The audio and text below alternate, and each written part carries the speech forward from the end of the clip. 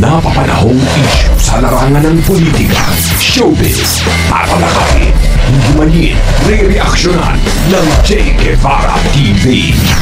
Che Guevara TV nga po pala, isang reactor ng mga viral issue na nagaganap dito sa Pilipinas. So what's up mga ka-DDS, mga kabiyaya, isang mabiyayang araw po sa ating lahat. At welcome back to my YouTube channel. Che Guevara TV nga po pala, isa sa mga reactor ng mga viral issue na gaganap dito sa Pilipinas. Especially to Apollo Pastor Quiboloy viral issue na pinagpepiestahan po ng mga recruiter, buyer o vlogger. Mga vlogger na walang prinsipyo, pera-pera lang. Basta may pera ka, ipaglalaban kita. Ang lupit. Lupit ng katagaan nila, no? Basta may pera ka, ipaglalaban kita. Ay! So ito na, mag-usapan natin, no? Marami daw nagalit kay Senator Robin Padilla. Sabi nitong vlogger na to. Hindi ko po alam kung saan niya po nakuha yung kanyang source of income. Source of income, eh. Wala yung mga lightning natin sa likod. So eto nga, no, sinasabi nila dito, maraming nagalit sa kay Senator Robin Padilla dito sa na to. Tapos eto pa, may isa pa, bali dalawa to eh. Sen Ejercito, Sen JB Ejercito, patuloy na binabantayan, ano daw? Patuloy na binabantayan ng pro Quiboloy, mas madami naman ang humanga. So ito yung mga pag-uusapan natin. Paano binabantayan? Paano binabantayan ba? So ito yung video, no? Panoorin natin. So yan. Sensya na tayo, hindi tayo katulad na ibang vlogger na high-tech ang kagamitan. Oo, ano-ano lang tayo dito, no? Ganyan-ganyan lang tayo dito. Simple-simple lang. Okay lang yan, at least nasa tama naman yung pinaglalaban. O nga pala, bago natin ito simula, don't forget to like, share, comment, and subscribe sa ating YouTube channel at pakipindot na lang din po yung bell button para lagi tayong updated sa ating mga video araw-araw. O nga pala, bago pala, nakakalimutan ko. Paki-support po pala si paki-subscribe si Sir Ai Audio Video Creatives PH. Yan, makikita niyo dyan sa screen, no? Paki-subscribe po ng kanyang YouTube channel. Maraming salamat.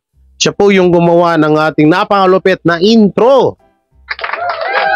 So ito, simulan na natin to. Baka masimulan pa to ng iba. Nakasan lang natin yung Bright Misa. So ito, madaming nagalit kay Padilla at Bilyar sa pagkampi kay Quiboloy. So panoorin natin, ha. Robin Padilla dito sa kailang hayag na pagsuporta kay Apollo Quiboloy. Lalo na dito kay Robin Padilla, itong mga ganito sinasabi, hindi ito magustuhan ng tao. Nagagalit na nga sa kanya. Wow! Yun. Hindi ako naniniwala na in aid of legislation, makakagawa tayo ng mga bill ngayon na maapektuhan ang kingdom. Religion yan. Yun, pare ko. Sana naintindihan nga na ito. Kampi naman to. Ayan o.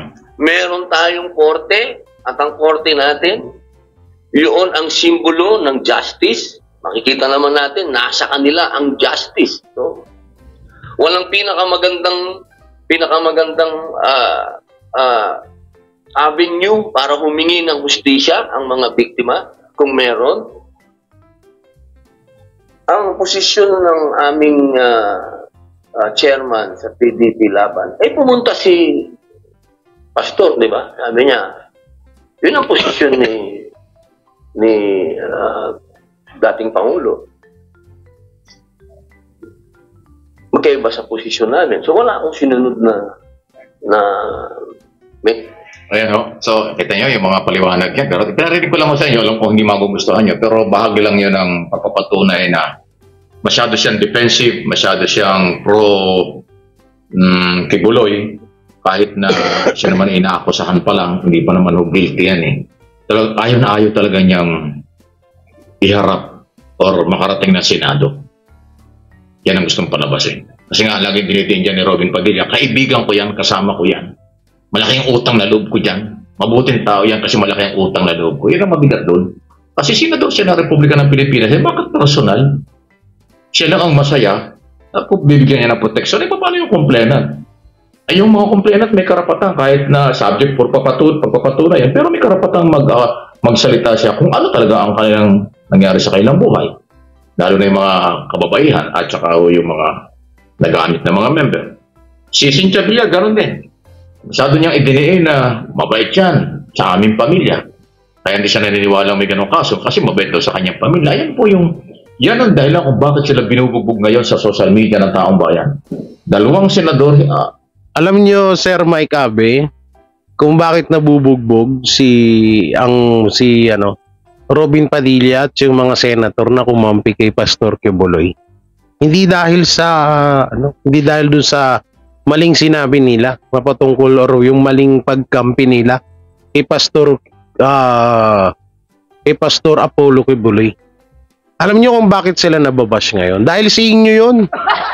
Dahil sa inyo yung mga vlogger. Dahil sa paninira nyo. No? Dahil sa araw-araw nyong content sila na lang. Sila yung araw-araw nyong content, kung ano-ano yung pinagsasabi nyo dyan, sa kanila kayo kayo ang sumisira sa kanila. No? Kasi napakagagaling nyo eh. Kayo yung alam niyo yun, yung magaling mang brainwash ng mga kaisipan ng mga tao. Oh. So paano mo ba napatunayan yung mga sinasabi mo, Sir Mike Abe? Kasi nga galit ka kay Kibuloy. Kasi kung hindi ka galit kay Pastor Kibuloy, hindi mo rin masasabi yan. Tandaan mo yan. Dahil nasasabi mo yan, yung mga ganyan ngayon, dahil galit ka nga. Kung wala ka samaan ng loob kay Pastor, sasabihin mo ba yung mga ganyan? Di ba hindi? Alam ko sa sarili mo. No, alam mo rin yan sa sarili mo na mabait naman talaga si Pastor sa'yo. Kasi ito kung si Pastor Kibuloy, tingnan niyo yung mga live ng mga banateros, ng mga vlogger na sumusuporta sa mga Duterte at dito kay Pastor Apollo Kibuloy. Doon ko nakita yung mga scholar, dami, sobrang dami, ilang daan nata yan. No, na pinapaaral, libre. Yung scholar No, libre. At may kita mo din yung meron pa yung ikaw ang bahalang pumili ng kurso mo at si Pastor Kibuloy ang magpapaaral sa iyo. Kung gano'n naman pala, na marami naman palang natutulungan ng mga kabataan at mga mamamayang Pilipino dito sa Pilipinas, yung Kingdom of Jesus Christ na yan. Bakit nyo tinututulan? Bakit nyo hinahadlangan? Kung marami naman pala silang natutulungan bakit di dapat hayaan nyo na lang? 'Di ba? Kung yung mga nagrereklamo diyan, no, kung yung mga nagrereklamo diyan, sa tingin nyo ba na 100% talaga na sila talaga ay naabuso? Where? Bakit noon ba't hindi nagsilabasan niya mga yan?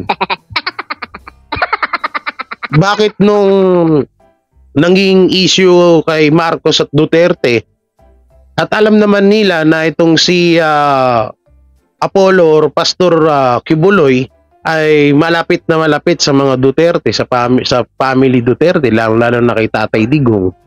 Bakit parang siya na lang siya yung pinuntirya nyo?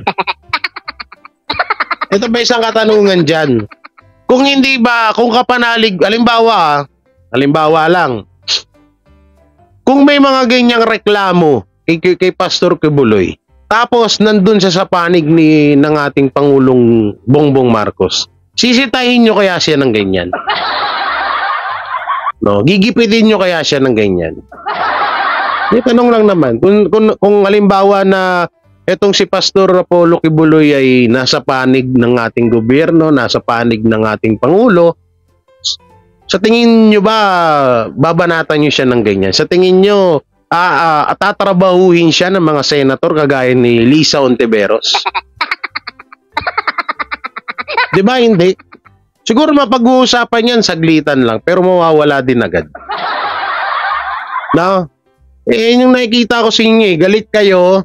Ano na, may ano kayo hindi kayo talaga umiikot dun sa mismong kaso. No, hindi kayo umiikot dun sa mismong kaso. Talagang nakarekta kayo dahil may sama kayo ng loob kay Apollo Pastor Kibuloy. Ayun yung nakikita ko dyan. Dahil kung talagang kung wala kayong galit sa kanya, no, hindi naman kayo magsasalita ng ganyan.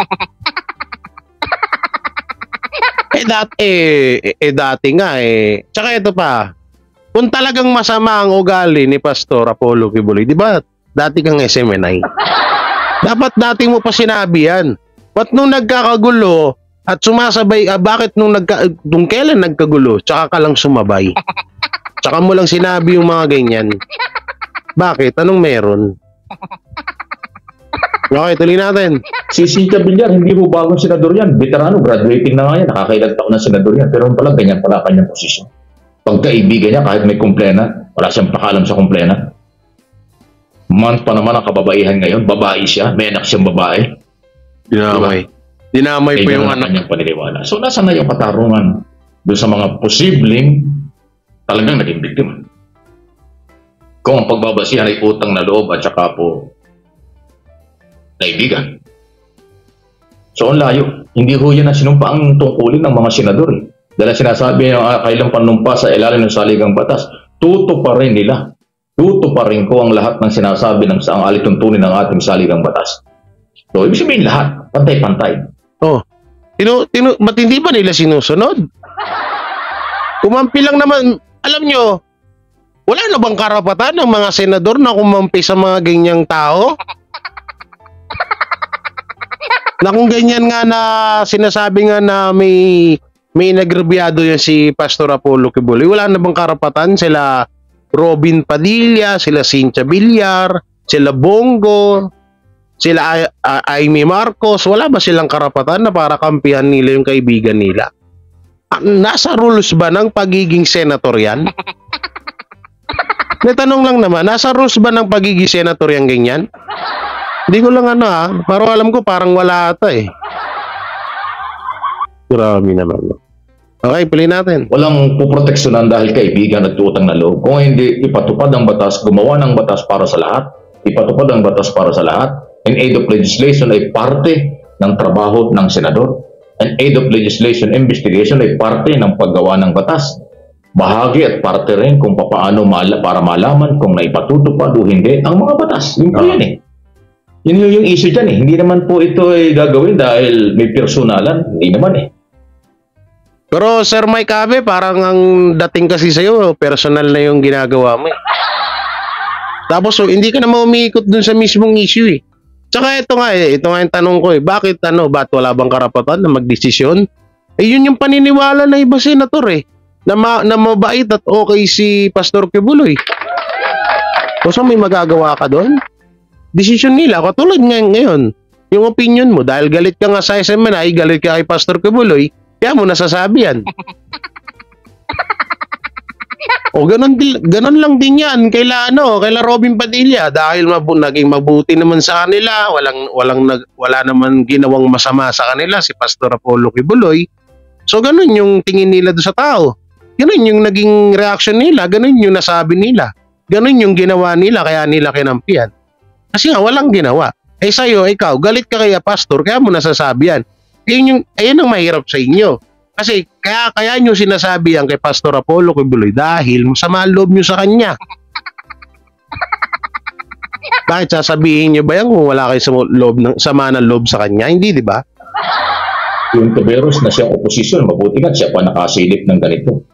At nagmalasakit para bigyan ng proteksyon ng di umano ay mga biktima. No, tingnan mo, proud na proud ka ngayon kayo Taveros, samantalang dati galit na galit ka dyan. Dahil ba yan sa pagtiwalag mo sa SMNI? Kaya galit na galit ka ngayon kay Senator, kaya gustong-gusto mo si Risa Ontiveros na ngayon? Samantalang binabanatan mo dati yan Binabanatan mo dati yan si Risa Ontiveros. 'Di ba? Bakit ngayon ba't parang camping tuwang-tuwa ka na ata? Kasi syempre wala ka na kay pastor at para makasabay ka sa hype ng or viral video dito sa social media at para makilala ka din, kaya sinasangkayunan mo na ngayon si Risa Ontiveros, 'di ba? Samantalang dati narinig ko pa nga sa'yo dati yung about dun sa na isa ka rin sa nagsasabi na kaya palaging nasisilip si Pastor Apollo Kibuloy dahil sa dami ng member nito. Tapos ngayon, isa ka sa naninira. Paano mo kami mapapaniwala dun? Yung pinakaano dun, paano mo kami mapapaniwala, di ba? Okay, play natin. Gigil na gigil, yo. Na ngayon na naglabasan, may galing Amerika, may galing na Ukraine, may galing Canada, Singapore, at yung iba nandito sa Pilipinas. Kung ang DOJ nakakita ng probable cause, kaya nag-file ng kaso. Ba't ang Senado naman and aid of legislation? Di ibig sabihin, totoo yung complainant. Yung complainant sa Senado, hindi na complainant sa DOJ. So, bakit pinagtatakpan at bakit ganyan? Kaya inuulit ko, galit ang mga tao dito sa dalawang senador. At posibleng magalit pa dun sa ibang senador na kakampi kay Kibuloy. Kasi nga napakasama at hindi maganda yung kampihan sa paghahanap ng hustisya. Kung merong karapatan maghanap ng hustisya, si Kibuloy, may karapatan. Andun na tayo. May karapatan para sa hustisya. Di, ulihin na lang nila si Pastor Kibuloy. Kasuhan nila. Bakit mo sinisisi yung mga senador na kumampi kay Pastor Apollo Kibuloy? Karapatan nila yon, tao din sila. Hindi naman sila mga alien, kagaya ng kasamahan nila Nino Barsaga ng mga vlogger. Diba? Karapatan nila yon. Hindi porket senator ka, wala ka ng karapatan dito sa Pilipinas. Hindi porket, kasi mahirap dito pag senator ka, pag nag-travel ka sa ibang bansa, sasabihin, hindi mo ginagampanan ng trabaho mo. Sasabihin, ginagastos mo ang kaban ng bayan. Pero lagi naririnig ko rito eh. O ngayon, sasabihin nyo ngayon na porket senator, dapat hindi sila kumampi. Ibig sabihin, may sila. Kapag senator ka, kailangan sundin mo yung na hindi naman bukal sa mo, hindi naman bukal sa puso mo. Napakapangit naman ata. So ito, panoorin natin tong isa. Yung video niya, sinabi niya kay Ejercito, no? Nasa mga Ito. Sen JB Ejercito, patuloy na binabanatan ng Pro Kibuloy. Mas madami naman ang humaga. Anong bumabanat? Wala naman ako napapanood na bumabanat kay JB Ejercito. Katulad niyan, kagaya ng sinabi mo. 'Di ba? Bakit kumampi? Bakit kumampi ang senador kay Pastor Kibuloy? Ngayon, ito ang tanong diyan. Sagot sa lahat ng sinabi mo. Bakit hindi rin kumampi si JB Ejercito? Robin Padilla para pigilan yung contempt at warrant of arrest na ini-issue ng chairman ng Senate Committee on Women, Children's and Family Relations na si Senator Ontiveros laban kay Apollo Kibuloy. Okay. Pero alam po ninyo, after na siya ay mag-aral na mabuti at araling mabuti ang mga ebidensya, testimonya ng mga nag-aakusa at nagpahayag ng mga dating member ni Kibuloy, nakumbinsi si Senador Ejercito na bigyan ng pagkakataon si Kibuloy na humarap sa hearing at payagan siya na makapaghayag ng kanyang mga gustong sabihin or isagot sa tanong ng komite. Katulad niyan, Sir Mike Abe, desisyon ni JB Ejercito yun. So wala tayong magagawa dun. So dapat ganyan din yung naisip mo nung nagdesisyon sila Senator Robin Padilla at Senator Cynthia Villar. Dapat ganyan. Dapat neutral ka kasi nakikita kasi namin sa'yo kaya hindi kami naniniwala sa'yo, Sir Mike Abby. Kasi nga, ang ginagawa mo, yung galit mo may personal kang galit kay Pastor Apollo Kibuloy. Yun ang totoo. No? Kasi kung wala kang galit, dapat naging neutral ka, nasa gitna ka lang O dito, sinasabi mo nito na napaka, hangang-hanga ka kay JBRC to kasi tumiwalag or hindi sumang-ayon kay Apollo Kibuloy. Pero samantalang yung sinabi mo kala Cynthia Villar at kay Robin Padilla, hindi mo ba naisip yun? Ito yung sagot dun, Yan yung sagot, yung video mo mismo rin. Kung ano yung video mong ginawa labang kay Senator Robin Padilla at kay Cynthia Villar, kay Senator Cynthia Villar. Yan din yung sagot mo. Etong video na to. No? O eto, bakit hindi mo questionin? O bakit nagbago ang isip ni JBRC ito? O dalawa yan, pwedeng natakot siya dahil natatakot siya na baka sa susunod na eleksyon walang sumuporta sa kanya. O baka kaya niya to ginawa ay dahil ayaw niya lang din mapahiya. Dahil alam niya rin siguro na talagang pinupukpok ng mga against to Duterte itong si Apollo Kibuloy. O syempre ayaw niya rin mapahiya. Alam din siguro kahit naman sinong senator, di ba? Kaya nga itong sila Senator Robin Padilla at Ma'am Cynthia Villar nakapagdesisyon na kampihan si Pastor Apollo Kibuloy kahit papano. Kasi alam nilang didikdikin talaga to at alam din nilang hindi to tatantanan ng mga anti-Duterte hanggat hindi to napapakulong si Pastor Apollo Kibuloy. O di sana, ganun din sana ginawa mo, Sir Mike Abby. Sana pinagpantay-pantay mo muna bago ka nagsalita. Sasabi mo, ang daming galit. Ang daming galit kay Robin. Ang daming ang humanga kay Robin Sasabi mo, ang daming galit. Paano ko? Ang hirap kasi sa inyo, nagbibitaw kayo na isang salita na wala naman kayong siguraduhan at wala naman din kayong sapat na ebidensya. Yan ang mahirap sa inyo.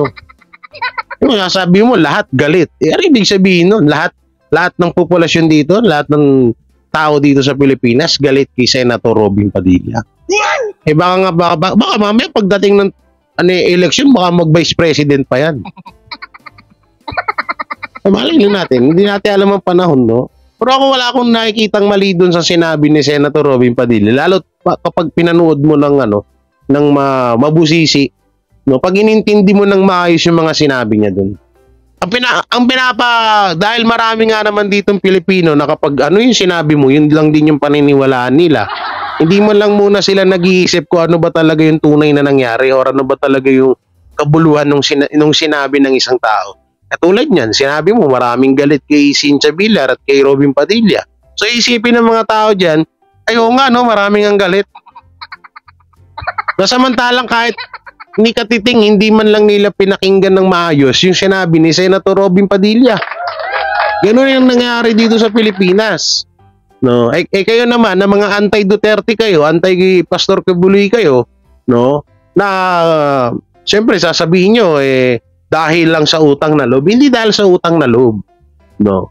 Hindi dahil sa ganun. Dahil nga isa nga rin si Pastor Apollo Kibuloy sa mga tumugis sa mga komunista dito sa Pilipinas. Kaya karapat dapat siyang ipagtanggol ni Senator Robin Padilla. Ang sinasabi nyo kasi pag sinabing bayani, yan aliado na nila, kaparehas na sila nila Jose Rizal, nila Apolinario Mabini, nila Bonifacio, nila General Luna. Ganun agad sa isip nyo Masama pa nga niyan, baka hinambing nyo pa siya kay Superman. No, hindi nyo kasi masyadong nag-gets. Ewan ko ba, ang pagkakaalam ko, napakatatalino yung tao at napakalalawak din ng mga pag-iisip nyo. Pero nakadepende na lang din kung talagang kahit ang tatalino nyo at ang lalawak ng pag-iisip nyo, kung talagang nagbubulag-bulagan, nagbibingi-bingian at nagtatanga-tangahan kayo, wala na ho talaga kami magagawa. Okay, tuloy natin. Papahaba yung sermon ko Bawi ng suporta kay Padilla na kumakampanya na pigilan, patayin ang rule ng chairman na i-contempt at ipa-aresto si Kibuloy. Dahil dyan, nagkaroon po ng left and right, kaliwa kanan ng mga batikos. May mga bumatikos kay ehersito, senador, sinasabing wala daw paninindigan, ganon-ganon. Pero alam naman natin kung saan nanggagaling yan. Galing yan sa kampo at mga followers ng Duterte. Yan, katulad niyan. Dapat nga medyo may pasaring ka pa ng konti kay JB Ejercito eh. Alam mo kung bakit? Yun yung gawain na dapat kasi kapag senador ka, pag sinabi mo yan, panindigan mo yan. Diba? Pero bakit wala ka sinabi? Kasi nga, hindi siya pumabor kay Apollo Kibuloy, kay Pastor Kibuloy. No, hindi siya pumabor. Kaya wala kang nasasabi sa kanya. Dahil sa oras na yung si JB Ejercito ay kung pumabor yan kay Apollo Pastor Kibuloy, ay baka rin yan, dinamay mo rin. Baka yan, sinabihan mo rin dun sa isang video mo na sinabihan mo na maraming nagagalit kay JB Ejercito. Dahil sa pagkampi kay Kibuloy. O, diba? Napaka-basic lang eh. Kasi ang hirap kasi sa inyo, masyadong maganda kayo magsalita na napapaniwala nyo ibang mga nanonood sa inyo. Pero kung talagang bubusisiin ng maigi, talagang lumalabas lang ko kayo dito na bias. Dahil nga, galit nga kayo kay Pastor. Hindi nyo naman masasabi yan kung hindi kayo galit dun eh. O ngayon, ba't wala kang sinasabi kay, kay JB Ejercito about dun about dun sa decision niya na wala nga siya isang salita. O di ba?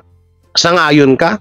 So proud ka pala sa isang senator, no? Proud ka pala sa isang senator na walang isang salita, ganon? Proud ka pala sa ganon, ng mga senator na wala isang salita? So, ibig sabihin, lahat na lang pala ng pinangako dito na ibang mga senator, wag na lang natin asahan. Ganon ba? No? Hindi kita kinakalaban Sir Mike Abi. Alam ko na di hamak na mas matalino at mas mapera ka sa akin. No. Pero kung minsan din kasi hindi doon ang basihan eh. Minsan kadalasan yung mga hinahamak-hamak pa ng mga tao, yun pa yung may kabuluhan at may katuturan ng kanilang mga pinagsasabi. Ibalik lang natin kung sakaling hindi pumabor talaga itong si JB Ejercito Estrada sa kay Pastor Kibuloy, ano kayang masasabi mo? Magiging proud ka pa ba kaya? Magiging proud ka pa kaya kay JB Ejercito? Kung sakaling kumampi nga talaga yan, kung sakaling hindi nagbago yan. O di ba ganun lang din gagawin mo dyan? Katulad ng ginagawa mo ngayon na pangbabatikos kay Senator Robin Padilla, kay Bongo, at kay Cynthia Villar. So, ganun lang yan. Napaka-basic. So, hanggang dito na lang yung video natin mga kabiyaya, mga ka-DDS. Hindi na natin masyadong patagalin to at wala na rin naman tayong makukuhang katuturan kapag tinuloy-tuloy pa natin. Mahaba pa yung video pero hindi na natin tutuloy. Kasi yun lang naman yung natin eh. Yun lang naman talaga totoo dun eh. Yung mga sinabi ko eh. Diba? Kung sakali man na naging kakampi pala ni JB Ejercito si Kibuloy, kalaban niya rin. Kung ano yung mga sinasabi niya kay Robin, kay Cynthia, ganun din siya sabihin niya kay JB. Doon niya makikita kasi yung pagiging bias ng isang tao. Hindi lumalaban ng patas, hindi tumitingin ng patas sa lahat ng mga nangyayari dito at mapatungkol dito sa issue na to. Dahil kung talagang okay to si Mike Abi, dapat tinignan niya lahat eh. Naging neutral siya, gumit na siya dapat, pero wala eh. Wala na tayong magagawa dun. So yan, hanggang dito lang yung video ko. Maraming salamat. Siyempre, don't forget to like, share, comment, and subscribe sa ating YouTube channel. At pakipindot na lang din po yung bell button para lagi tayong updated sa ating mga video araw-araw. So maraming salamat. Ingat po kayo palagi. God bless and peace and bye-bye.